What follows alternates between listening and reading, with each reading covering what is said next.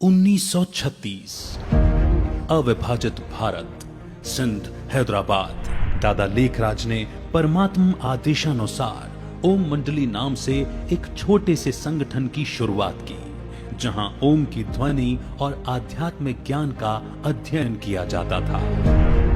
इस छोटे से संगठन में ओम राधे भी आती थी, जो कला, संगीत आदि बहुविधा की धनी थी।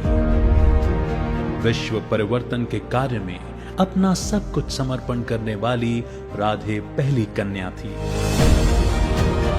उनकी आयु उस समय केवल 16 वर्ष थी। तब दादा ने 8 कन्याओं की एक कार्यकारी समिति का निर्माण किया और राधे को इस समिति का प्रमुख नियुक्त किया।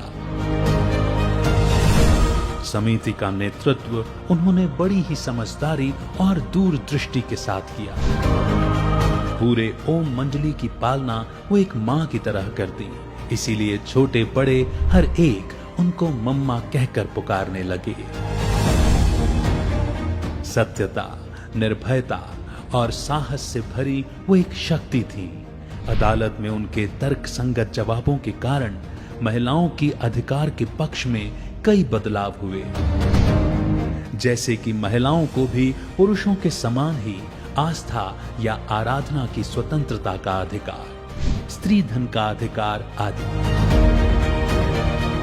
हर घड़ी अंतिम घड़ी समझकर मम्मा ने सदा ही समय का सदुपयोग किया और अल्पायु में ही महातपस्विनी बनी।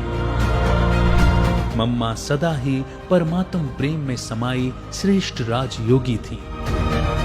उनके सामने आने वाला हर कोई परमात्मा से सहज ही जुड़ जाता था।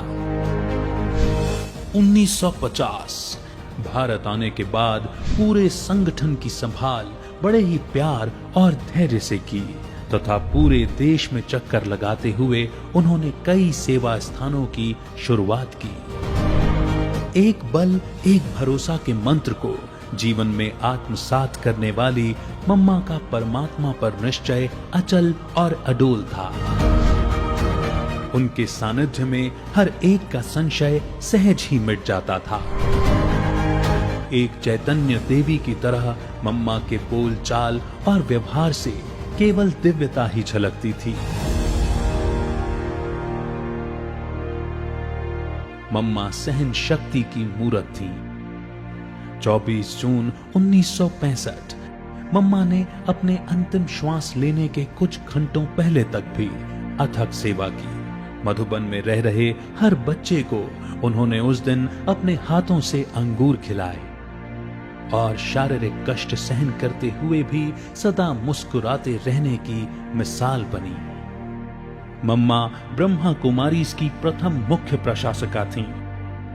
आज भी लाखों ब्रह्मा कुमार ब्रह्मा कुमारियां मम्मा के जीवन से प्रेरणा लेकर स्वयं के परिवर्तन से विश्व में परिवर्तन ला रहे हैं।